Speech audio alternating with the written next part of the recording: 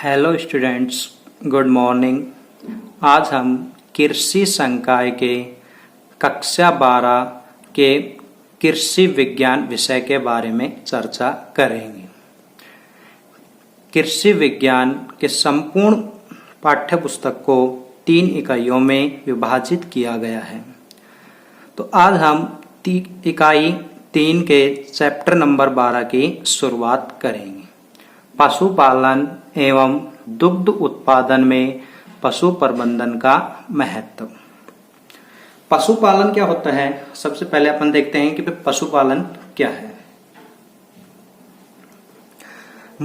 मनुष्य के द्वारा या मानव के द्वारा अपनी उपयोगिता के आधार पर पशुओं का पालन करना ही पशुपालन कहलाता है। जो अब मनुष्य है ये आज से ही पशुओं का पालन नहीं कर रहा, यानी लगभग बहुत समय पहले या बात करें 6000 ईसा पूर्व 6000 ईसा पूर्व के समय से ही पशुपालन करता आ रहा है या पशुओं का पालन करता आ रहा है। इस समय यानी इस प्रारंभ में जब मनुष्य ने पशु पालना प्रारंभ किया था तो केवल उसका उद्देश्य भोजन प्राप्त करना था।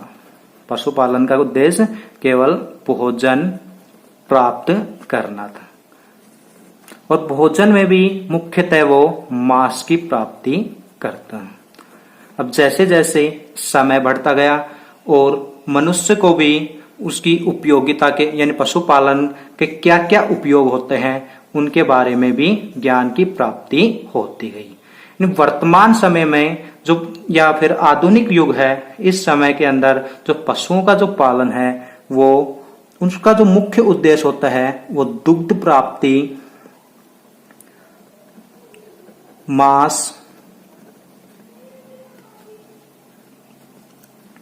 ऊन,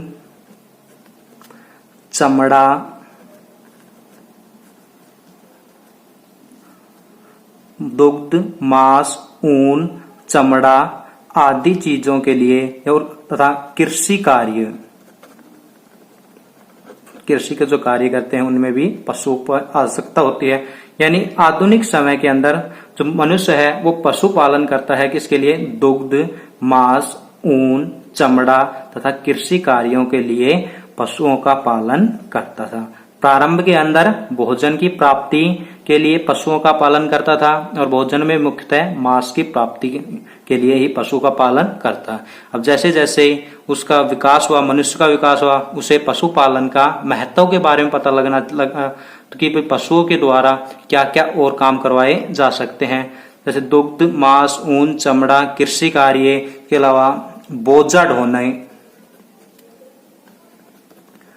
सवारी आदि कार्यों के लिए पशुओं का पालन करने लगा। अब उससे थोड़ा सा आगे आते हैं, जैसे राजा महाराजा का टाइम होता था, उस समय की अगर अपन बात करें तो उस समय पशुओं का जो पालन किया जाता था वो उनका उद्देश्य केवल उत्पादकता व उपयोगिता। राजा महाराजा के समय उत्पादकता या पशुओं की जो उत्पादकता होती है, उनसे क्या क्या उत्पाद प्राप्त होते हैं, वह उपयोगिता के आधार पर बिल्कुल भी पशुओं का पालन नहीं किया जाता था। केवल वे सामाजिक प्रतिष्ठा बढ़ाने के लिए, अपने आप को अमीर दिखाने के लिए या फिर ऐसे बोले कि दिखावा करने के लिए ही पशुओं का पालन किया जाता था। उनको पशुओं के द्वारा उत्पन्न होने वाले उत्पाद या पशुओं का क्या क्या उपयोग होता है उनसे कोई मतलब नहीं होता था। लेकिन अब आधुनिक युग की बात करें तो आधुनिक जो युग है ये कैसा युग है? आर्थिक युग। और आर्थिक युग के अंदर किसकी आवश्यकता होती है? धन की आवश्यकता होती है। तो अब जो पशुओं का जो पालन किया जाता है उसका उद्देश्य केवल लाभ प्राप्त करना होता है। ये किसकी बात कर रहे हैं? आधुनिक युग या वर्तमान काल की बात कर रहे हैं। वर्तमान काल का जो युग है ये आर्थिक युग है, यानी धन की सबसे ज्यादा आवश्यकता होती है। धन की प्राप्ति के लिए ही पशुओं का पालन किया जाता है। और धन की प्राप्ति कब होगी? जब पशुओं के द्वारा उत्पाद अत्यधिक मात्रा में प्राप्त होंगे, और अत्यधिक मात्रा के अंदर उत्पाद प्राप्त होंगे तो लाभ प्राप्त होगा, और लाभ प्राप्त होने से ही पशुओं का पालन किया जाता है। तो अब अगर अपन बात करें कि लाभ प्राप्त करना यानी धन प्राप्त करना जरूरी है, तो एक जो पशुपालक है, यानी जो पशुओं का पालन कर रहा है, उस पशुपालक को, जो पशुपालक है उस पशुपालक को पशुओं के पालने से संबंधित या पशुओं को के बारे में जानकारी होनी चाहिए। उसको पशुओं के आहार, पशुओं के आवास, पशुओं के जनन,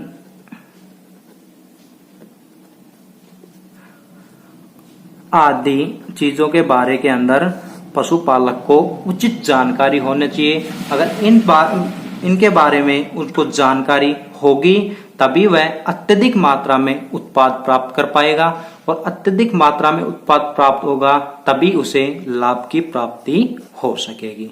इन सभी के लिए उसे एक प्रबंधन की आवश्यकता होती है, एक निश्चित प्रबंधन की आवश्यकता होती है। तो अब अपना जो मुख्य टॉपिक है वो है प्रबंधन।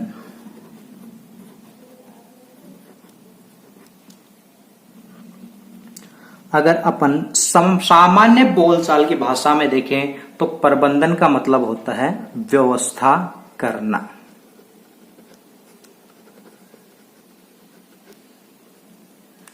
लेकिन अगर इसकी परिभाषा की बात करेंगे, इन किताब के आधार पर या साइंटिफिक परिभाषा के आधार पर बात करें तो इसकी परिभाषा क्या होगी? देखना, उपलब्ध संसाधनों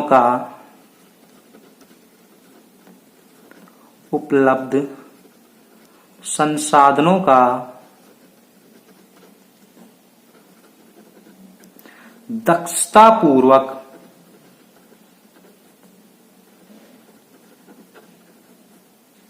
एवं प्रभावपूर्ण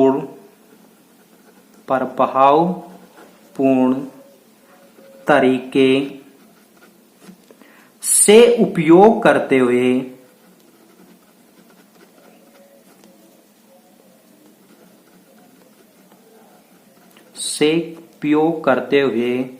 लोगों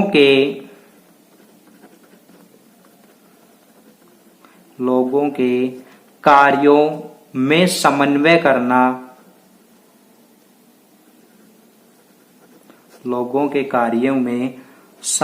करना, ताकि लक्ष्यों की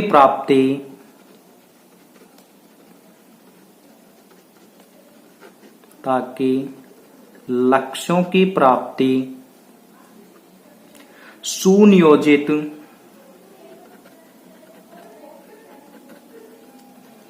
की जा सके। देखो, उपलब्ध संसाधन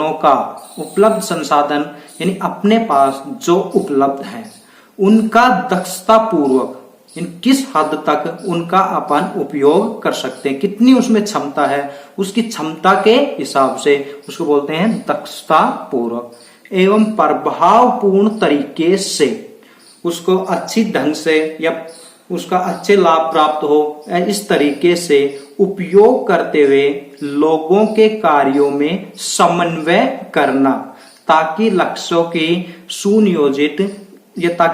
की प्राप्ति सुनियोजित की जा सके। उच्च जो अपन ने लक्ष्य निर्धारित कर रहे हैं उन लक्ष्यों की अच्छी तरीके से या सुनियोजित ढंग से प्राप्ति किया जा सके। जो संसाधन है उनकी क्षमता के हिसाब से सही ढंग से उपयोग करते हुए लोगों के कार्यों में समन्वय करना, जिससे जो लाभ है वो एक निश्चित तरीके से, निश्चित ढंग से, उचित मात्रा में प्राप्त हो सके, वो प्रबंधन कहलाता है। जो संसाधन अपने पास है उनका ही उपयोग करके। अब एक वैज्ञानिक हैं F.W. टेलर। इन्होंने भी प्रबंधन की परिभाषा दी है। इनके अनुसार जो प्रबंधन की परिभाषा है वो क्या है, देखो, प्रबंधन यह जानने की कला है, प्रबंधन यह जानने की कला है कि क्या करना है, कि क्या करना है तथा उसे करने का सर्वोत्तम एवं सुलभ तरीका क्या है, तथा उसे करने का सर्वोत्तम एवं सुलभ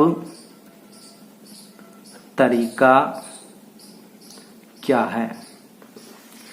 F.W. टेलर के अनुसार प्रबंधन है, उस प्रबंधन के अंदर यह करना होता है कि अपने जो कोई काम स्टार्ट करते हैं तो उस काम के अंदर करना क्या है और वो काम करेंगे, उसको करने के लिए अच्छा और बढ़िया तरीका है, जो किस बढ़िया तरीके से या आसानी के साथ में उस कार्य को कैसे करते हैं, वो जो कला है वो ही क्या कहलाती है, प्रबंधन कहलाती है। यानी क्या करना है, यानी अपने को अपने लक्ष्य के बारे में पता होना चाहिए और उस लक्ष्य को प्राप्त करने के लिए सबसे आसान तरीका क्या है, वो ही प्रबंधन कहलाता है। इसके अनुसार F.W.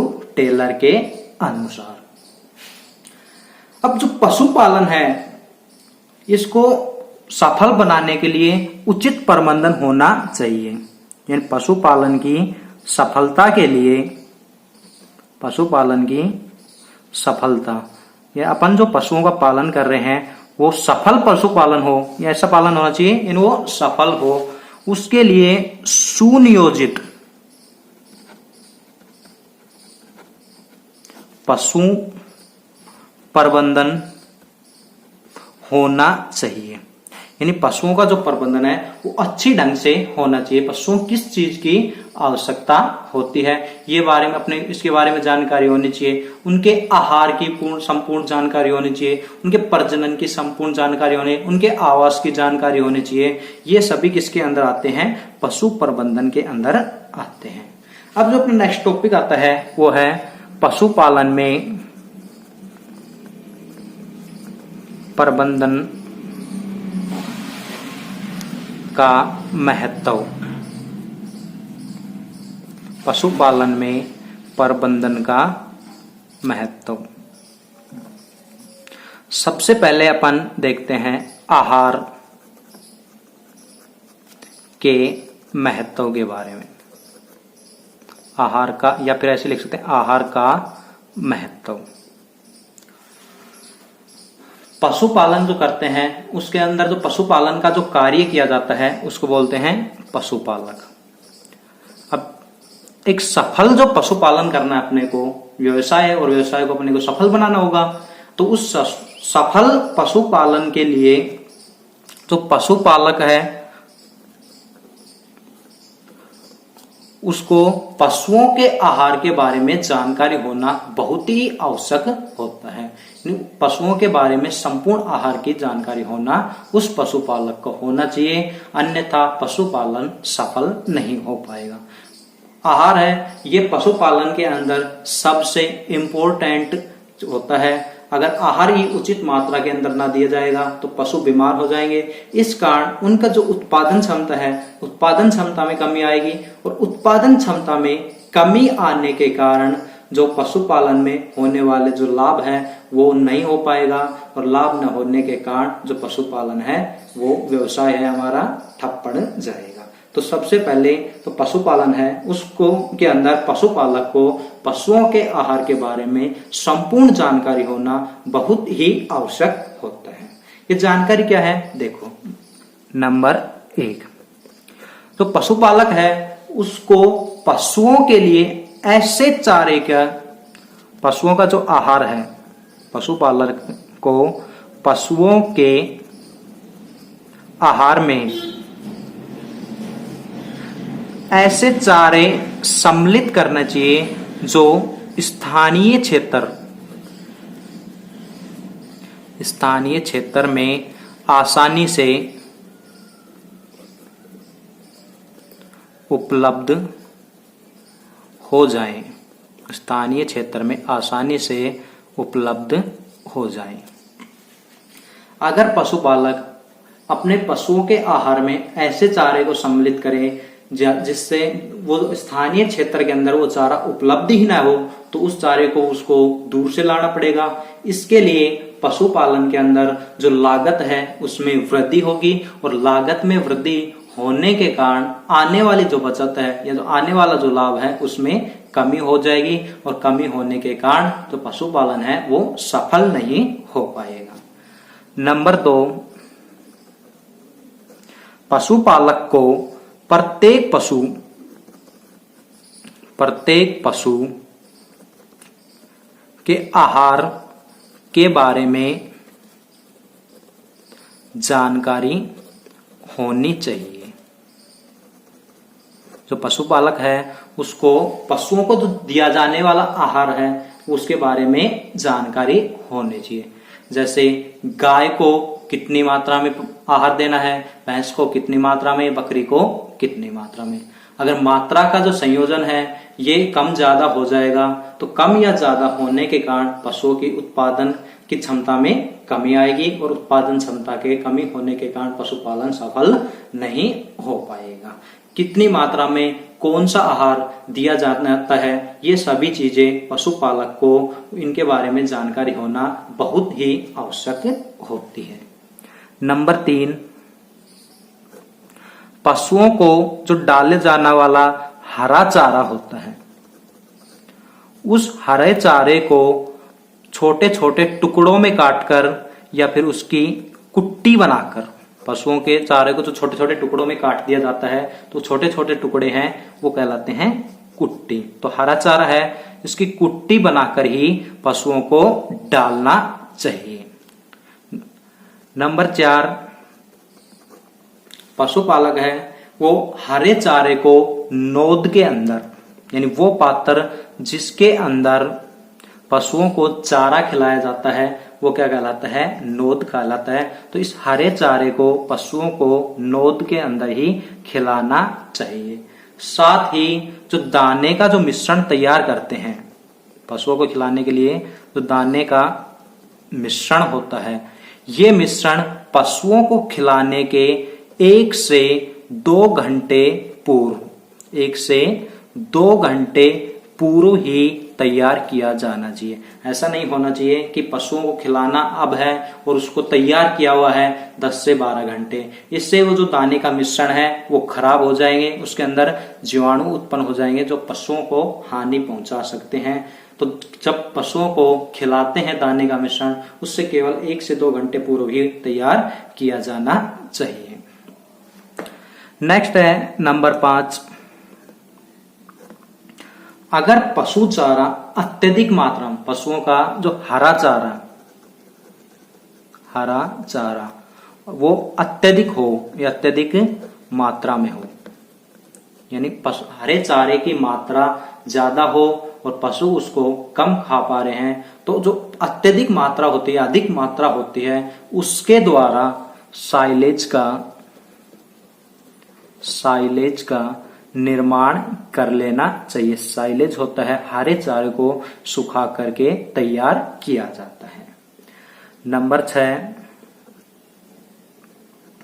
अगर पशुपालक के पास स्वयं की जमीन उपलब्ध हो, पशुपालक के पास स्वयं की जमीन उपलब्ध हो तो उस जमीन के अंदर हरा चारा और दाने उगाने चाहिए। हरा चारा और दाने उगाने से उसकी लागत के अंदर कमी आएगी, और लागत में कमी आएगी तो लाभ है वो अत्यधिक मात्रा में प्राप्त होगा। अगर जमीन नहीं है तो उसको हरा चारा और दाना है वो बाहर से लाने पड़ेंगे। अगर उसके पास खुद की जमीन है तो उसके अंदर हरे चारे और दाने उगाने चाहिए जिससे लागत में कमी आए। नंबर 7, सूखे चारे को साफ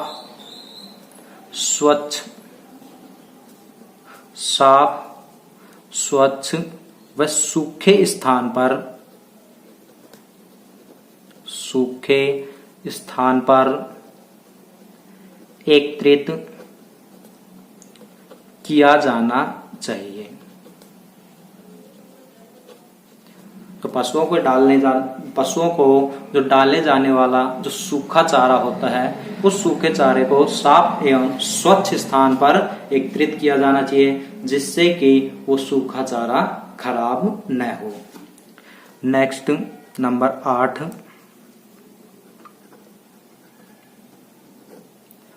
पशुओं के जो चारे डालने का जो पात्र होता है, नोद जिसको बोलते हैं नोद, वह पानी पीने का पात्र, इसकी नियमित साफ सफाई करनी चाहिए। नियमित साफ सफाई करने से उनके अंदर जीवाणु उत्पन्न नहीं होंगे, जिससे पशु बीमार नहीं हो पाएंगे। और नंबर 9 और लास्ट है, पशुओं को समय पर भोजन व पानी उपलब्ध करवाना चाहिए। तो पशु होते हैं, उनको समय समय पर हरा चारा, सूखा चारा व पानी की उपलब्धता करवाई जानी चाहिए, जिससे पशुओं के अंदर उत्पादन की मात्रा में वृद्धि होती है। और उत्पादन की मात्रा में वृद्धि होने के कारण पशुपालन के अंदर जो होने वाला जो लाभ है, उसमें भी वृद्धि होती है। ठीक है, तो आज के लिए इतना ही काफी। कल इससे आगे अपन कल पढ़ेंगे।